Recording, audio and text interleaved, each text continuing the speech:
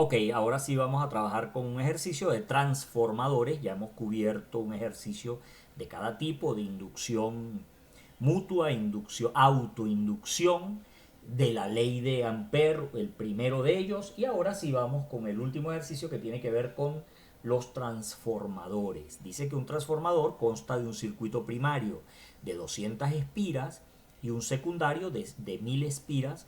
Recuérdense que las fórmulas de transformadores son mucho más sencillas y dependen del número de espiras, que eso nos da el coeficiente de transformación del transformador. Ese coeficiente es un número que indica qué tipo de transformador estamos usando.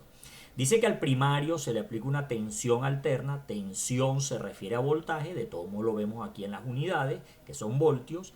Y calcular la tensión, bueno, la tensión es el voltaje. La tensión se suele llamar así. Esas son las palabras que yo les comento que se van utilizando. Entonces vamos explicándosela poco a poco. La tensión obtenida en el secundario. Y B, si se desea alimentar una lámpara conectada al secundario, aquí es el transformador, el transformador haría su función de convertir 120 voltios en otro voltaje que no sé cuál es, ¿ok?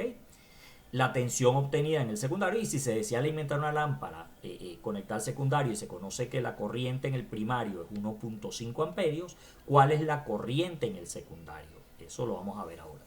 Recuerden que las relaciones, hay una sola relación que se convierte en varias gracias a la ley de Ohm. Eso aparece allí en la guía que pasé de transformadores. Entonces las fórmulas de corriente en función del número de espiras es directamente proporcional, primario primario, secundario secundario. Recuerden que la corriente es inversa, inversamente proporcional. ¿Ok? Tengan cuidado con ese detalle. Y entonces, ¿qué me piden? El voltaje en el secundario. Si yo sé que el primario tiene un voltaje de 120 voltios, el voltaje en el secundario, despejen bien porque hay que sacar este término de aquí de abajo, yo lo pasaría multiplicando aquí y esto que está aquí lo paso dividiendo para el otro lado, hago la doble C y obtengo este resultado. Resulta que el voltaje en el secundario, fíjense, de 120 voltios paso a 600 voltios en el secundario, ¿ok? Eso es aquí lo que sucede. Veamos ahora la segunda pregunta que dice si se desea alimentar una lámpara conectada al secundario, se conoce que la corriente en el primario es 1.5 amperios.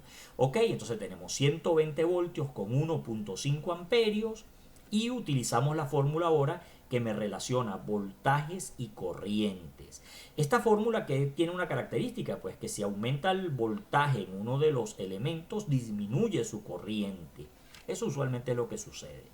Bueno, con esta fórmula saco la corriente del secundario, me están pidiendo, fíjense ustedes que la corriente del secundario es 0,3 amperios. Y vamos a ver un poquito más abajo, a ver si... No, es otro ejercicio que está ahí.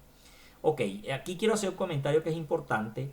Fíjense ustedes que el aumento en el voltaje de 120 a 600 es sacrificando la corriente. La corriente pasa de 1,5 amperios a 0,3 amperios.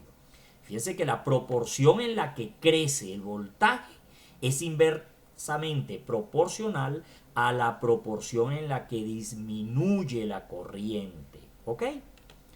Creo que voy a dar finiquito aquí con este ejercicio para arrancar un nuevo audio video con el último ejercicio. Creo que es el último, sí, creo que me queda uno.